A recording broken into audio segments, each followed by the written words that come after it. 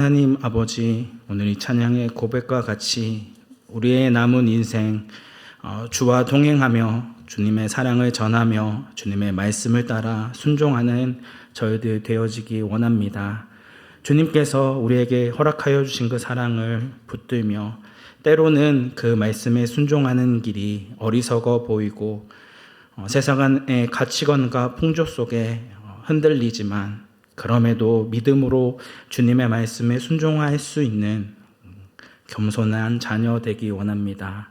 주님의 택한 백성 되기 원합니다. 우리의 삶을 붙드시고 인도하여 주옵소서.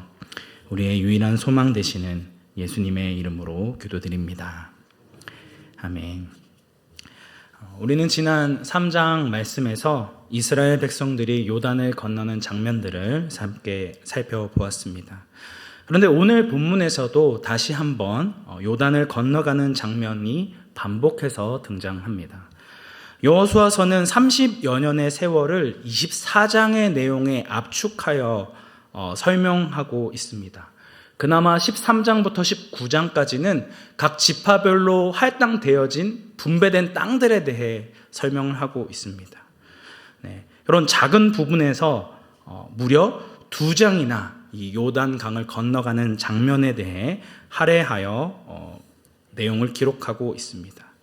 이 모습을 통해 요단강을 건너는 이 사건이 가나안 땅으로 들어가는 이스라엘 백성들에게 너무나도 중요한 사건이라는 것을 보여주는 한 단면이기도 합니다. 어떠한 의미에서 중요한 부분일까요? 그동안 광야 2세대가 말로만 들어왔던 하나님의 능력과 역사하심을 직접 체험할 수 있는 그런 사건이기 때문입니다. 당시 여호수아와 갈렙만이 홍해를 건너본 경험이 있는 유일한 증인이었습니다. 이 두 사람을 제외한 광야 2세대 사람들은 출애굽의 기적을 말로만 들었지 실제로 경험해 보지 못했습니다.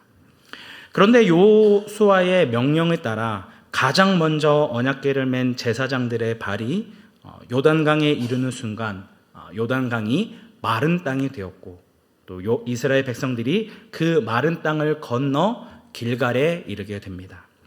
그들이 하나님의 말씀에 순종했을 때 홍해를 가른 것과 같은 기적을 실제로 체험하게 된 것입니다. 그동안 귀로만 들어왔던 그 사건을 생생하게 체험하게 된 것이죠. 그 옛날 하나님의 은혜로 이스라엘 백성들이 홍해를 건너므로 이집트에서의 노예 생활을 청산했던 것처럼 새로운 세대들이 요단강을 건너는 순간 자신의 조상인 광야 1세대의 반역과 방황의 세월을 종지부짓고 여호와께서 허락하신 새 땅에서 생활할 수 있게 되는 것을 기록한 매우 중요한 순간입니다. 그렇기 때문에 4장에서는 이 부분을 다시 한번 강조해서 설명합니다. 그런데 문제는 이 4장의 말씀이 앞서 다루었던 그 내용을 계속 반복하고 있기 때문에 그 내용이 굉장히 복잡해 보인다는 데 있습니다. 사건의 순서대로 내용이 기록되어져 있지 않기 때문에 이 전개의 순서가 맞지 않아 보이고 매우 혼잡스러워 보인다는 것이죠. 이 4장의 내용을 간단하게 요약해 보면 제사장들이 섰던 언약궤 밑에서 이 12개의 돌을 가져다가 길갈에 세웠다는 것인데 이 똑같은 내용을 4장에서 3번이나 반복해서 말씀을 하고 있습니다. 그러니 이게 헷갈릴 수밖에 없는 것이죠. 그래서 어떤 학자들은 이 내용이 편집된 내용이기 때문에 그렇다라고 이야기하지만 그렇지 않습니다. 사실 살펴보면 매우 간단한 내용인데 이것이 복잡해 보이는 이유는 이 3장과 4장의 이야기의 초점이 이스라엘 백성들이 요단강을 건넌 그 사건 그 자체에 있는 것이 아니라 이스라엘 백성들이 얼마나 하나님의 말씀에 철저히 순종했는가에 집중되어져 있기 때문입니다. 먼저 1장에서 3절 말씀에서 하나님께서는 여호수아에게 세밀한 부분들 하나하나를 분명하게 말씀해 주십니다. 그리고 하나님의 말씀을 들은 여호수아가 4절부터 7절의 말씀에서 제사장들과 백성들에게 하나님께 들은 말씀 그대로 명령합니다. 그리고 이어지는 8절부터 14절 말씀은 제사장들과 이스라엘 백성들이 그 여호수아가 한 말씀에 순종하는 그런 내용들이 기록되어져 있습니다. 시간의 순서대로 배열되어지는 것이 아니라 하나님께서 명령하신 그 말씀이 전달되어지는 과정으로 이 이야기가 진행되고 있다는 것입니다. 이러한 과정을 통해 여호수아는 하나님께서 우리에게 주시는 말씀이 얼마나 중요한지, 그리고 그 말씀대로 철저히 순종하는 것이 얼마나 중요한 일인지를 강조하고 있습니다. 오늘 우리가 주목해야 할 부분이 바로 여기에 있다는 것이죠.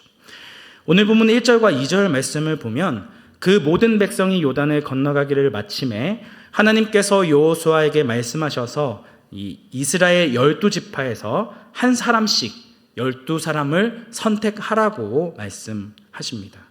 사실 이 12사람을 선택하라는 이 말씀은 요단을 건너기 이전인 3장 12절 말씀에서 이미 명령하셨던 말씀입니다. 다시 한번 이전에 하셨던 말씀을 반복해서 여호수아에게 말씀하신 것입니다. 여기에 새로운 내용이 추가됩니다. 3절의 말씀이 추가되는데요. 이 지파별로 택함받은 12사람에게 요단 가운데 제사장의 발이 굳게 선 그곳에서 돌 12를 택하여 오늘 밤 너희가 유숙할 그곳에 두게 하라는 명령을 합니다. 이런 하나님의 말씀을 들은 여호수아는 여호와께서 하신 말씀 그대로 순종하여 각 지파별로 한 사람씩 준비된 12사람을 불러 모읍니다. 그리고 여호와의 궤 앞으로 가서 지파 수대로 각기 돌 하나씩 가져다가 어깨에 매라고 명령합니다. 이 말씀을 들은 이스라엘 자손들은 여호수아가 명령한 대로 행합니다. 우리 8절 말씀 함께 합독하도록 하겠습니다. 이스라엘 자손들이 여호수아가 명령한 대로 행하되 여호와께서 여호수아에게 이르신 대로 이스라엘 자손들의 지파의 수를 따라 요단 가운데에서 돌 12를 택하여 자기들이 유숙할 곳으로 가져다가 거기에 두었더라. 그들은 여호수아가 명령한 대로, 그리고 여호와께서 여호수아에게 이르신 대로 행합니다. 돌 12를 가지고 옵니다.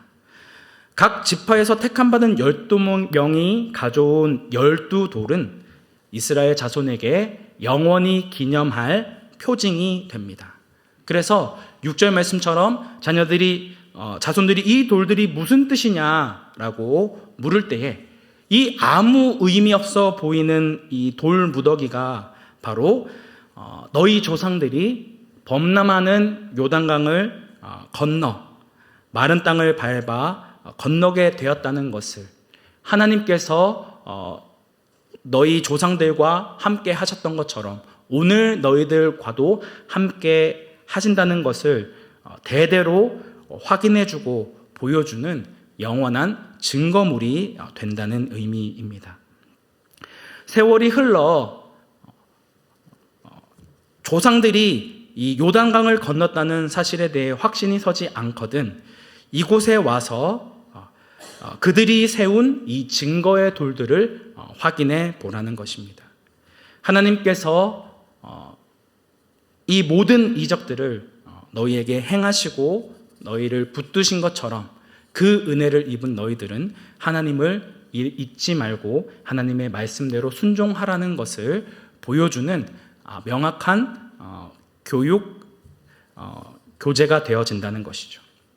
그런데 이어지는 9절 말씀에서 다시 한번 언약궤를 맨 제사장들의 발이 선 곳에 돌 12를 세우도록 합니다.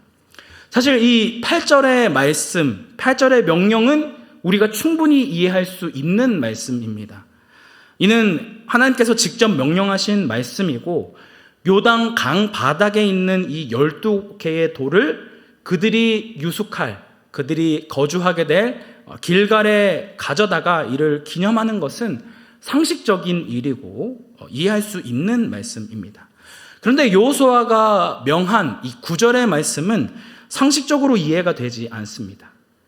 언약궤를 맨 제사장들이 요단 건너편으로 건너오게 되면 다시 물로 덮여질 장소가 바로 지금 제사장들이 서 있는 그 장소입니다. 보이지 않으니 기념할 수도 없고, 말 그대로 돌을 옮겨야 하는 이 12지파의 대표자만 고생하는 일, 이런 표현을 써서 죄송하지만 말 그대로 헛짓거리 하는 일입니다. 눈에 띄지도 않고 보여지지도 않는 일, 그야말로 쓸모없고 아무런 효용 가치가 없어 보이는 일을 지시한 것입니다. 하지만 택함받은 12명의 사람들은 여호수아가 명령한 그 말씀을 따라 순종합니다. 그리고 이미 3장에서 여호와께서 여호수아에게 명령한 말씀과 같이 언약궤를 맨 제사장들은 모든 백성들이 건너가기를 마칠 때까지 요단 가운데에 머물러 있었고, 그리고 그 자리에 두 번째 12개의 돌이 세워지게 됩니다. 이 말씀을 통해 여호수아가 이야기하고 싶은 메시지는 무엇일까요? 우리의 생각으로는 상식적으로 말이 되어지지 않는 명령에 순종하고 이를 따르는 사람은 어떤 사람임을 보여주고 있습니까? 하나님께 택함받은 백성만이 이러한 하나님의 말씀에 순종할 수 있다는 것을 보여주고 있는 것입니다. 그래서 오늘 본문에서는 의도적으로 각 지파에서 택함받은 12사람들에 대해 거듭 강조하고 반복하고 있습니다. 이들은 여호와의 말씀에 순종할 준비가 되어 있던 자들이고 하나님의 택함을 받은 사람이었기 때문에 때로는 자신의 상식으로 이해되어지지 않는 그런 말씀에도 순종할 수 있었고, 그 말씀대로 따를 수 있는 자임을 보여주고 있는 것입니다. 우리의 생각에는 길갈로 옮겨진 12개의 돌만이 기념이 되어지고 의미가 있어 보입니다. 9절의 말씀을 따라 요단강 한가운데 놓여진 12개의 돌은 아무런 의미가 없습니다. 아무것도 남지 않으니까요. 하지만 사람은 기념할 수 없고 사람은 그것들을 이해하지 못하지만 하나님께서는 그 말씀에 순종하여 행한 그 모든 행위를 기억하고 계십니다. 그리고 마지막 날 여호와의 말씀을 믿음으로 그 이해할 수 없는 일을 행한 그 행위대로 갚아주실 것입니다. 일반적인 상식으로는 행할 수 없는 일, 그렇지만 하나님의 말씀을 따라 순종하는 자를 하나님께서 영원히 기억해 주신다는 의미입니다. 사람들에게는 잊혀지고 드러나지 않을지라도 그 말씀을 따라 순종하는 모습을 통해 그가 하나님께 택함받은 자인지 아니면 하나님께 택함을 받지 않은 자인지가 분명하게 구분되어질 것입니다. 그 단편을 보여주는 것이 바로 14절의 말씀입니다. 우리 14절 말씀 함께 합독하도록 하겠습니다. 그날에 여호와께서 모든 이스라엘의 목전에서 여호수아를 크게 하심에 그가 생존한 날 동안에 백성이 그를 두려워하기를 모세를 두려워하던 것 같이 하였더라. 아멘. 여호수아가 하나님의 말씀을 따라 그 말씀을 전하고 또 가장 먼저 그 말씀대로 행하였을 때에 하나님께서는 말씀에 순종하는 여호수아를 크게 높여주셨습니다. 그리고 그가 생존한 날 동안 모든 백성들이 그를 모세를 두려워하는 것 같이 두려워하게 만드십니다.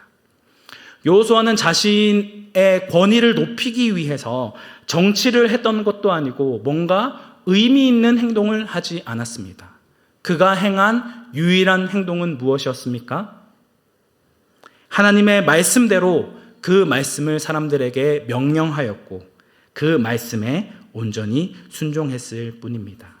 하지만 이를 통해 그는 온 이스라엘 백성들 앞에 크게 되었고 위대하게 되었습니다. 오늘 우리가 하나님 앞에 큰 자, 위대한 자가 되어질 수 있는 유일한 방법은 무엇입니까? 여호수아가 행한 것처럼 때로는 우리에게 주어지는 말씀이 부담스럽게 여겨지고 도저히 순종할 수 없을 것 같아 보이는 말씀이라 할지라도 내 생각에 이해되지 않고 상식적이지 않는 것 같이 여겨진다 하더라도 그 선포되어진 말씀대로 살아가고자 애쓰고 주님의 은혜를 구하는 것입니다. 주일날 담임 목사님께서 설교하셨던 것처럼 자신에게 처해 있는 문제를 해결해 주실 수 있는 분은 오직 다윗의 자손 예수 그리스도밖에 없음을 의지하며 나를 불쌍히 여기소서, 나에게 은혜를 베풀어 주소서, 하나님의 은혜를 간절히 찾고 또 찾는 자라고 하는 것입니다. 오늘 우리는 하나님의 말씀 앞에 어떠한 반응을 보이고 있는 자입니까? 내가 순종할 수 있고 지킬 수 있는 몇 가지 말씀만을 순종하며 나는 하나님의 택함받은 자녀라고 자부하며 으스러대고 있지는 않습니까? 내가 지킬 수 있는 말씀 몇 가지만 취사 선택하여 나는 하나님의 뜻을 행하는 자라 자부하고 있지는 않습니까? 아니면 여전히 나는 하나님의 말씀에 순종하지 못하고 내 자신의 죄된 모습과 연약한 믿음을 가지고 있음에 마음을 찢으며 회개하고 순종할 수 있는 믿음을 달라 주님의 은혜를 찾고 또 찾는 그런 겸손한 자녀의 모습을 보이고 있습니까? 세상 사람들은 하나님의 말씀에 순종하는 것이, 그 말씀을 따라 살아가는 것이 너무나도 어리석어 보이고 그것들을 평가절하할 것입니다. 하지만 우리의 영원한 그 소망 대신 하나님의 말씀을 붙드는 것이 바로 우리에게 주어진 영원한 보증이며 영원한 표징이 되어집니다. 그 기록된 말씀에 순종하는 것이, 그 말씀대로 살아가지 못하지만 그러기에 더 주님의 은혜를 간구하며 주님의 은혜를 간절히 찾는 자가 바로 하나님의 택함 받은 자녀가 보이는 모습이라 하는 것이죠. 오늘 우리는 하나님의 택한 자녀로서의 삶을 살아가고 계십니까? 때로는 그 말씀이 지키기에 힘겨울 때라도 그 말씀을 순종할 수 있는 그 힘과 능력을 주실 하나님을 의지하며 날마다 하나님의 뜻을 찾고 구하는 온사랑교회 성도님들이 되시기를 주님의 이름으로 축복합니다. 함께 기도하겠습니다. 은혜가 충만하신 하나님 아버지, 우리는 하나님의 말씀에 온전히 순종할 수 있는 능력도 없고 힘도 없습니다. 그러기에 날마다 하나님께서 공급해 주시는 그 은혜를 구하며 간절히 주님의 은혜를 찾는 겸손한 자가 되어지기 원합니다. 우리에게 닥친 문제 앞에 두렵고 떨림으로 서는 것이 아니라 때로는 그 말씀대로 살아가는 삶이 힘겹게 느껴질 때라도 다시금 주님의 은혜를 구하며 주님의 긍휼하심을 구하는 하나님의 자녀가 되어지기 원합니다. 주님, 우리의 연약함을 긍휼히 여겨주시고 날마다 새롭게 부어주시는 그 힘과 능력으로 담대히 주님의 말씀에 순종하는 주의 자녀 되게 하여 주옵소서. 우리의 유일한 구원자 되시는 예수님의 이름으로 기도드립니다.